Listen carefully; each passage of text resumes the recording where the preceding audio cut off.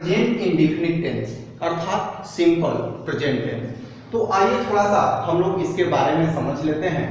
Present indefinite tense में वैसी क्रियाएं आती है जिससे यह समझा जाता है कि कार्य प्रायः सामान्य रूप से वर्तमान समय में होता है, हो रहा है नहीं, होता है। इसमें नियमितता को दर्शाया जाता है, किसी की आदत को दर्शाया जाता है, स्वभाव को दर्शाया जाता है, अर्थात जो कार्य सामान्य रूप से होता है। तो आइए एक उदाहरण से समझते हैं। मैं विद्यालय जाता हूं, तो इसका अर्थ ये नहीं है कि मैं विद्यालय अभी जा रहा हूं। मैं विद्यालय जाता हूं अर्थात मेरी आदत है विद्यालय जाने की, मेरी हॉबी है विद्यालय जाने की, मैं नियमित रूप से विद्यालय जाता हूं, मैं विद्यालय जाया करता हूं, या मेरा स्वभाव है विद्यालय जाना। तो इस तरह से वर्तमान समय में जो क्रिया सामान्य रूप से घटित होती है वह क्रिया प्रेजेंट इंडेफिनिट अर्थात सिंपल प्रेजेंट टेंस के अंतर्गत आती है। ऐसे वाक्य को हम समझते हैं कि यह प्रेजेंट इंडेफिनिट टेंस के अंतर्गत है, अर्थात इसका जो ट्रांसलेशन बनेगा, ट्रांसलेट इनटू इंग्लिश होगा, वो प्रेजेंट इंडेफिनिट टेंस के रूल के अनुसार होगा। आइए अब ट्रांसलेट इनटू इंग्लिश के कुछ रूल को हम लोग समझते हैं। तो बनाने के नियम में पहला रूल है रूल नंबर 1। रूल नंबर 1 है फॉर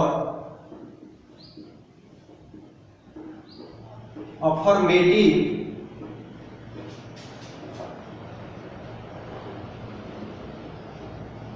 सेंटेंसेस। तो अफर्मेटिव सेंटेंसेस के लिए सब्जेक्ट प्लस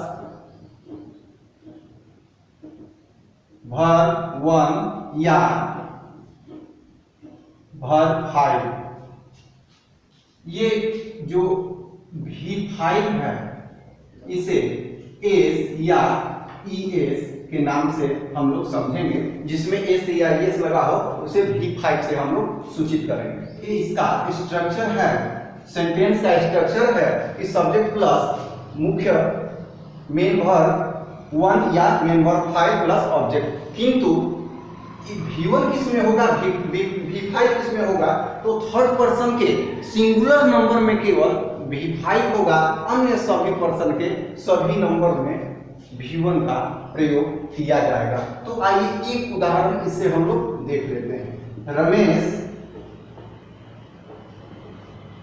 विद्यालय जाता है, ये उदाहरण हो गया।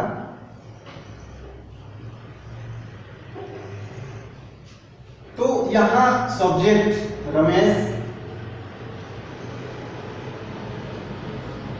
अब है Ramesh third person singular number है, तो वर्ब V5 होगा, टू इस तरह से अफर्मेटिव सेंटेंस के लिए हम लोग करेंगे। अब रूल नंबर 2 हम लोग देख लेते हैं निगेटिव सेंटेंस के लिए। निगेटिव सेंटेंस के लिए स्ट्रक्चर है इसका सब्जेक्ट प्लस डू और does plus not plus MV1 plus object. ये यहां फिक्स हो जाता है MV1। इसमें किसी पर्सन के किसी भी नंबर में यहां V1 ही यूज किया जाएगा, ये चेंज होगा। तो ये किसमें डू होगा, किसमें डज होगा, तो इसमें भी वही है। उसी तरह से जिसमें V5 हो रहा था वहां डज होगा, जिसमें V1 हो रहा था वहां डू होगा। तो एक इसका उदाहरण लेते हैं। मैं विद्यालय नहीं जाता हूं, क्योंकि निगेटिव सेंटेंस है तो यहां आई। अब ये थर्ड पर्सन सिंगुलर नंबर नहीं है, तो नहीं है तो डू का प्रयोग होगा, आई डू और नॉट प्लस V1 गो मुख्य रूप में रहेगा plus object to school, I do not go to school. इस तरह से ये निगेटिव सेंटेंस का हो गया। इंट्रोगेटिव सेंटेंस में हमें 2 टाइप्स मिलेंगे। तो पहला टाइप वो होगा जो क्या से प्रारंभ होता है। तो ऐसे वाक्य के लिए डू या डज प्लस सब्जेक्ट प्लस, अगर निगेटिव है तो नॉट होगा, नहीं है तो नहीं होगा, सब्जेक्ट प्लस V1 अर्थात MV1 प्लस ऑब्जेक्ट और क्वेश्चन मार्क जरूर रहेगा। इंट्रोगेटिव है तो क्वेश्चन मार्क जरूर लिखेंगे। अब वही है नियम कि थर्ड पर्सन सिंगुलर नंबर में डज, बाकी सभी पर्सन के सभी नंबर में डू का प्रयोग होगा। बार बार लिखने से वीडियो लंबा हो जाएगा, 2 में हमने लिख दिया है। तो आइए देखते हैं एक उदाहरण। क्वेश्चन मार्क का चिन्ह रहेगा तो ये बनाएंगे हम। वह है ही, थर्ड पर्सन सिंगुलर नंबर, तो डज ही, नॉट नहीं है, नहीं है तो नॉट छोड़ देंगे। ही गो टू स्कूल और क्वेश्चन मार्क का चिन्ह। वो वर्ब जो है मुख्य वर्ब अपने V1 फॉर्म में रहेगा। तो इस तरह से ये इसका होगा। एक अलग टाइप है बी जो कि प्रश्न सूचक शब्दों से बना होता है, जैसे क्या, क्यों, कैसे, कब। ये वाक्य के बीच में आते हैं, प्रारंभ में नहीं आते हैं। जैसे तुम विद्यालय क्यों जाते हो, तुम पुस्तक कैसे पढ़ते हो, तो क्यों, कैसे, ये सब जो है ये प्रश्न सूचक शब्द वाक्य के बीच में आते हैं। याद रखना है, प्रारंभ में नहीं होते हैं। तो इनके लिए रूल अलग है। दूसरा नियम, तो यहाँ प्रश्न सूचक शब्द का पहले इंग्लिश लिखा जाता है। जैसे व्हाट हो गया, वाई हो गया, वेयर हो गया और भी बहुत कुछ जो भी है। तो प्रश्न सूचक पहले, इसके बाद डू या डज, इसके बाद होगा सब्जेक्ट, इसके बाद अगर निगेटिव है तो नॉट, अन्यथा इसे छोड़ देंगे, plus MV1 plus object plus question mark.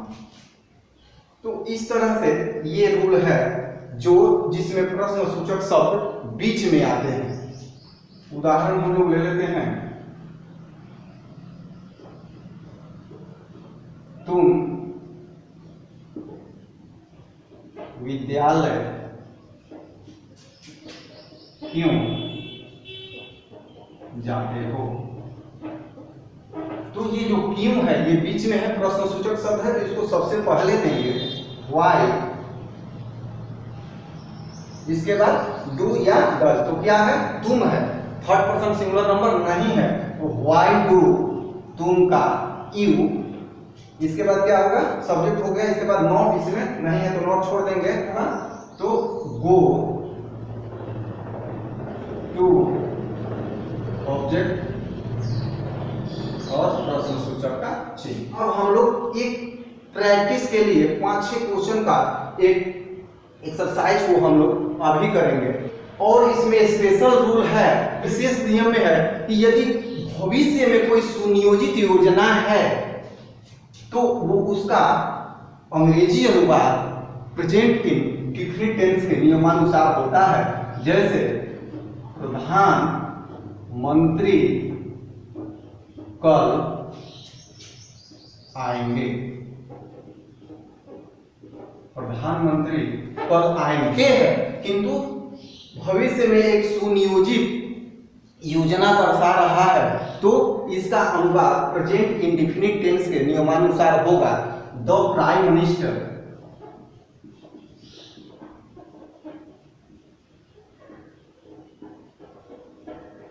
The prime minister comes S रहेगा क्योंकि थर्ड पर्सन सिंगुलर नंबर है, कम्स टुमारो, कम्स टुमारो। थोड़ा सा हम लोग प्रैक्टिस करें, ट्रांसलेट इनटू इंग्लिश। वही सब जितना हम लोगों ने स्ट्रक्चर पढ़ा है अभी सेंटेंस का, उसी में से कुछ अलग अलग प्रकार के 5 उदाहरण यहाँ पे हैं। पांचों का हम लोग ट्रांसलेशन बनाएंगे, ट्रांसलेट इनटू इंग्लिश करेंगे। तो पहला है तुम्हारा भाई विद्यालय जाता है। तो ये अफर्मेटिव सेंटेंस का है, तो अफर्मेटिव वाला रूल हम लोग लगाएंगे। तुम्हारा भाई, योर ब्रदर। यहां थोड़ा सा मिस्टेक होता है, योर से मतलब नहीं है, ये थर्ड पर्सन सिंगुलर नंबर है। तो third person singular number your brother यहां जाता है तो एम भी 5 होगा, ना कि एम भी 1 होगा। Goes, your brother goes to school, ये पहला। दूसरा, तुम पुस्तक नहीं पढ़ते, तो यहां होगा तुम का हो जाएगा यू। अब ये थर्ड पर्सन सिंगुलर नंबर नहीं है और निगेटिव सेंटेंस से रिलेटेड है, तो यू डू का प्रयोग होगा। Not, you do not read book.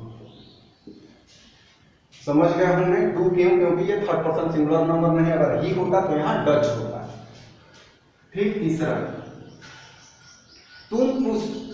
क्या रमेश चिट्ठी लिखता है? इंट्रोगेटिव सेंटेंस है, क्या रमेश चिट्ठी लिखता है, और ये क्या पहले है, तो क्या पहले है तो डू या डच से बनाएंगे। रमेश है थर्ड पर्सन सिंगुलर नंबर, तो Dutch.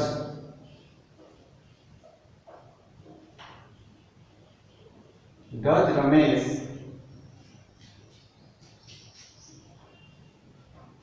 Right a letter. Does Ramesh write a letter.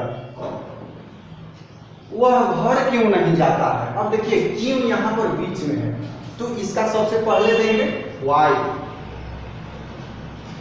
Y के बाद वह है थर्ड पर्सन सिंगुलर नंबर, तो वाई डज, इसके बाद ही, और निगेटिव है तो नॉट